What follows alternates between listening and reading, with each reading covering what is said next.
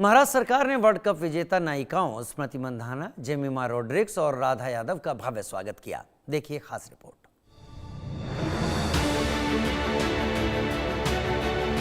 महाराष्ट्र ने अपनी उन बेटियों का जश्न मनाया जिन्होंने वैश्विक स्तर पर इतिहास रचा।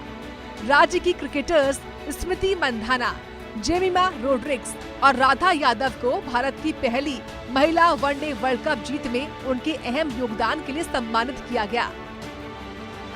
इस अहम मौके पर हर खिलाड़ी को उनकी उपलब्धि के लिए सम्मानित किया गया।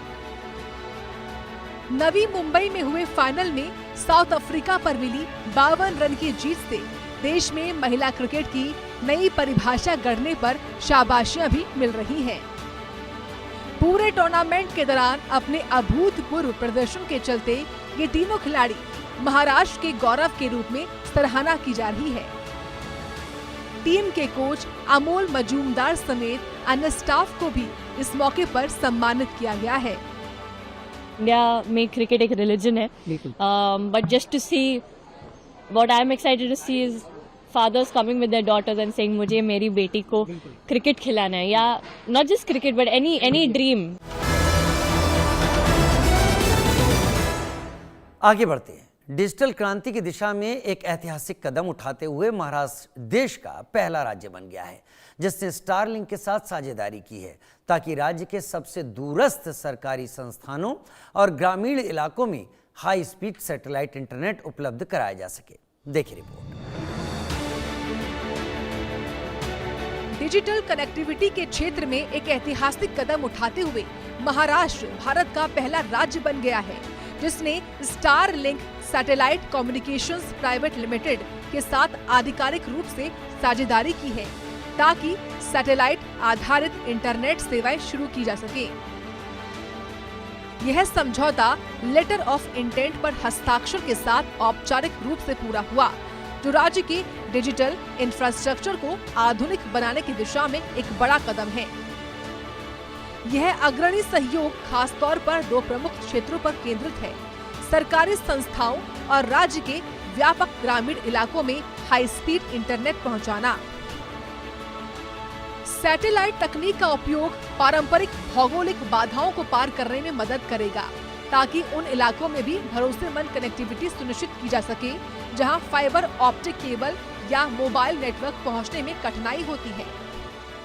How well prepared and engaging your team was in terms of thinking about and discussing the potential applications, of course, pending the final approvals for Starlink in the state of Maharashtra. Thank you, Lauren. Thank you, Manoj.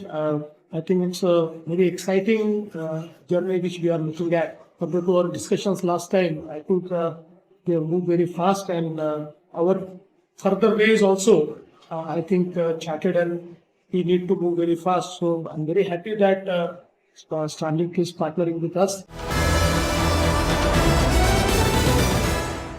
इस बीच राज्य की न्याय व्यवस्था के लिए एक नया अध्याय शुरू हुआ है। बांद्रा में अत्याधुनिक बॉम्बे हाईकोर्ट परिसर की नींव रखी गई। देखिए ये झलक। महाराष्ट्र की न्याय व्यवस्था के लिए ऐतिहासिक पल। बांद्रा ईस्ट में बनने वाले विशाल नए बॉम्बे हाईकोर्ट कॉम्प्लेक्स की नींव देश के मुख्य न्यायाधीश जस्टिस BR गवई ने रखी। यह नया कॉम्प्लेक्स 30 एकड़ से अधिक भूमि पर बनाया जाएगा जिसकी अनुमानित लागत 4000 करोड़ रुपए से ज्यादा होगी। यह समारोह 5 साल की निर्माण प्रक्रिया की शुरुआत का प्रतीक है। इस विशाल प्रोजेक्ट में 75 अत्याधुनिक कोर्ट रूम, समर्पित चैम्बर्स और आधुनिक सुविधाएं शामिल होंगी। इसका डिजाइन मशहूर आर्किटेक्ट हफीज कॉन्ट्रैक्टर ने तैयार किया है। कार्यक्रम में बोलते हुए भारत के मुख्य न्यायाधीश ने न्यायिक भवन की रूपरेखा और उद्देश्य पर एक सशक्त संदेश दिया है। No manner of doubt that when this building is complete, it will be the most important, iconic building on the Western Express Highway, and will attract the eyes of everyone who travels on that road.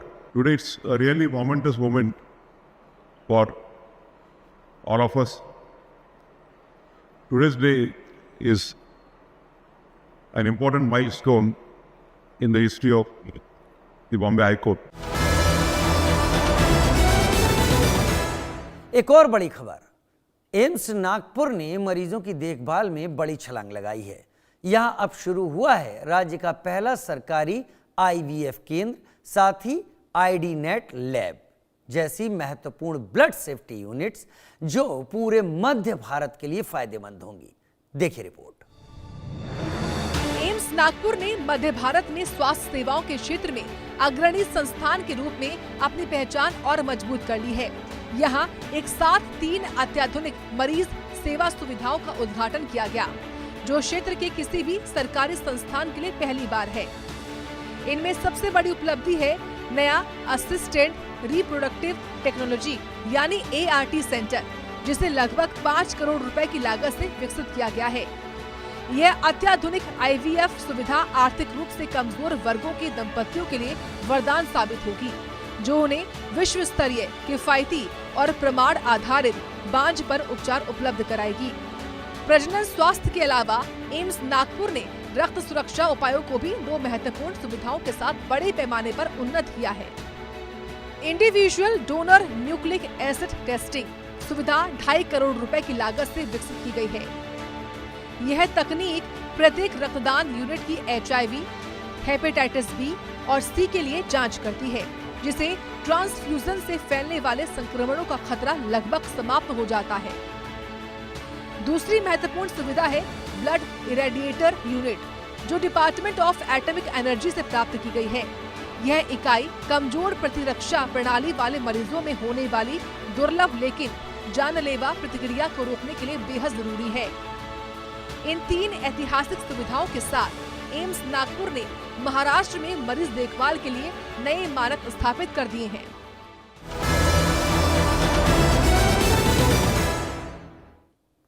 और अंत में महाराष्ट्र ने पूरे राज्य के सभी तालुकाओं में एक साथ वंदे मातरम का सामूहिक गायन कर इतिहास रच दिया। ये मौका था गीत के 150 साल पूरा होने का, जिसे प्रधानमंत्री ने भी राष्ट्रीय स्तर पर मनाते दिख चुके हैं। देखिए ये विशेष झलक। महाराष्ट्र ने राष्ट्रगीत वंदे मातरम की रचना के 150 वर्ष पूरे होने पर ऐतिहासिक श्रद्धांजलि दी। राज्य भर में एक भव्य सामूहिक गायन कार्यक्रम का आयोजन किया गया। इसका मुख्य आयोजन मुंबई के मंत्रालय में हुआ। इस समारोह में आम नागरिकों के साथ साथ कई गणमान्य अतिथि और प्रसिद्ध गायिका पद्मजा फिरणानी जोगलेकर भी शामिल हुई।